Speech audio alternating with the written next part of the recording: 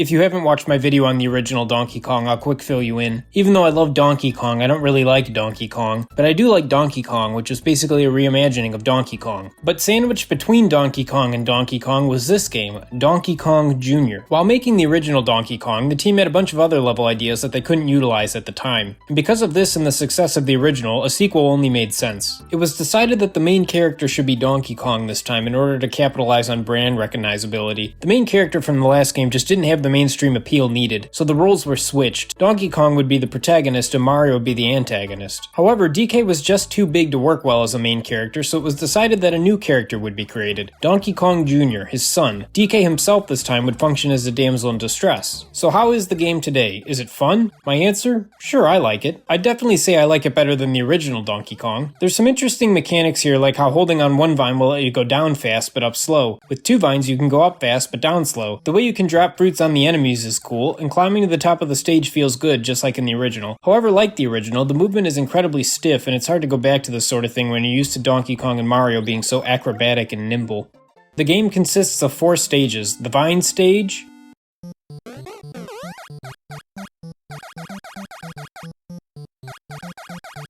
the Spring Stage,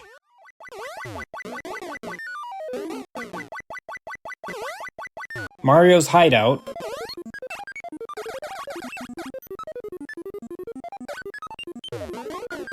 and the Chain Stage.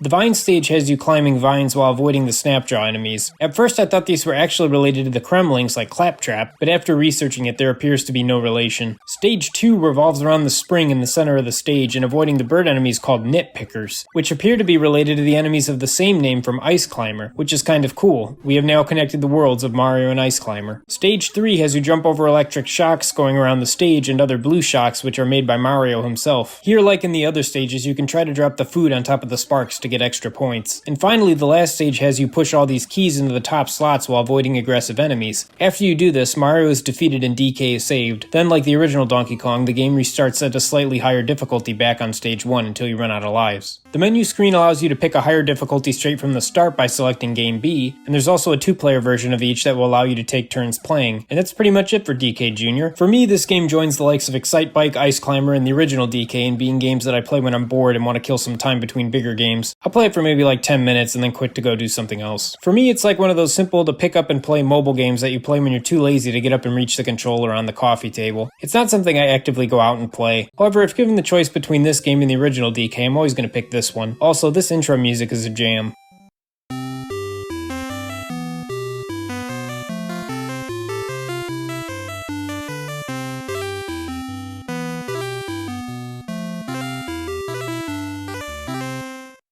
I also like Donkey Kong Jr. as a character. It's crazy how he's been more or less erased from history despite being one of Nintendo's first characters that they ever made. He predates Luigi, Bowser, Toad, and Peach. Only Mario, Pauline, and DK are older than him. He's been in a few random spin-offs here and there, with his most prominent appearances lately being an amiibo costume in Mario Maker 1 and returning in Mario Kart Tour as a veteran of the first ever Mario Kart game, Super Mario Kart. Besides that, he was basically replaced by Diddy Kong ever since Donkey Kong Country came out, but I really think it's time to bring him back. So here's my Switch 2 prediction right now. Donkey Kong Jr. is going to come back into the main series in some way in the Switch 2 era. The Mario movie increased the emphasis on DK's arcade era, and as mentioned before, DK Jr. was brought back for Mario Kart Tour. Also, Tropical Freeze has the intro theme played for you as a remix in one of its stages. And the best argument I think is that Pauline has been brought back and been given a lot more prominence lately, despite being basically replaced by Peach for decades. If Pauline can come back, so can Donkey Kong Jr. And I really hope they don't ever just say, oh, the modern DK is Donkey Kong Jr., just grown up, because I think that is incredibly lame. I very much prefer the interpretation that Cranky Kong is DK's grandpa, not his dad, and DK Jr. is his actual dad.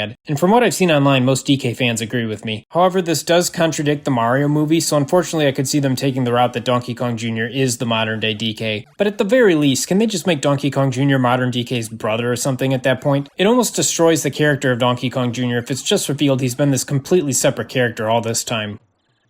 Now I know what you're thinking. Hydrated Gaming, thank you for that history lesson, but can you do math now?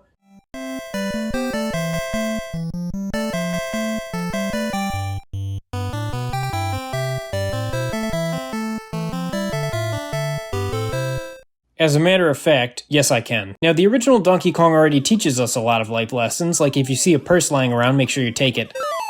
But later, because these guys are always thinking of the needs of the gamer, they created a game to give back in a sort of way. Enter Donkey Kong Jr. Math. It was developed by Nintendo R&D2, who had ported both Donkey Kong and Donkey Kong Jr. to NES, but was probably best known for making the NES and SNES consoles. However, their best work was indisputably NES Open Tournament Golf. Upon booting it up, you have 3 options. Calculate A will have you and another human player compete to use the number and mathematical signs to add, subtract, multiply, and divide your way to the number DK is holding. Once you pick a number, it vanishes, so the opponent can't use it, so there's actually a bit of strategy here. I, for one, would love to see Donkey Kong Jr. Math played at a competitive level. After you get to the number, you get a point, and the first one to 5 points wins. If you're playing the game solo, there's no computer player. The other DK Jr. just stands there, which is kind of lame, but in 2-player, for an educational game, I guess it's pretty fun. Calculate B starts you with a given number already, and is usually a higher number that is harder to get to, and also can be a negative number. My wife and I both played this late at night after we had both turned our brains off, so it took us forever to get close to this number. I finally got there only to realize that I was supposed to be getting a negative number this whole time.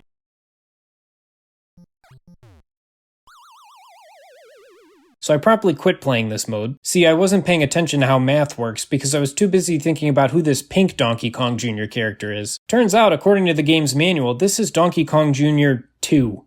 Yes, this is a stupid name, but this character is possibly the brother of Donkey Kong Jr. and the uncle to the present-day DK, and I think we need to bring him back too. Here's another Switch 2 prediction. Donkey Kong Jr. 2 from Donkey Kong Jr. Math will not be brought back in the Switch 2 era. But lastly, there's the exercise mode. At first, I found playing this mode feels a lot like when you have to help someone younger than you out with math problems for 3rd graders, which you can do no problem, but their dumb teacher is making you get to the answer in the most convoluted way possible. Like, I can only imagine my child coming home from school one day and asking for my help with some multiplication, and when I've got it all figured out, they look at me and say, "I don't know, Dad, I don't think Donkey Kong wanted us to do it this way." That's how this game makes me feel. It's very confusing to control, and I kept hitting the B button by force of habit, which for some reason erases all of my progress.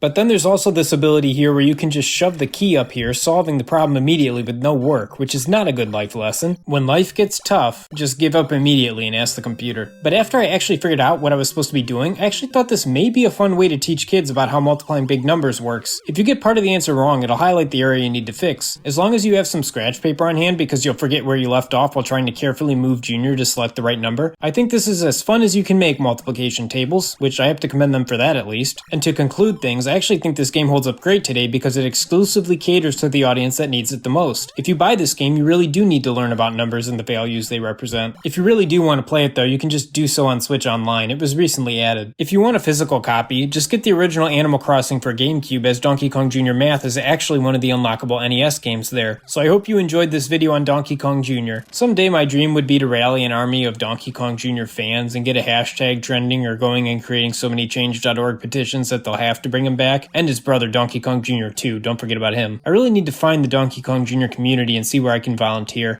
I know they're out there somewhere, but until that day comes, thanks for watching Hydrated Gaming. Please take the time during this outro to grab a glass of water and stay hydrated. Have a wonderful day.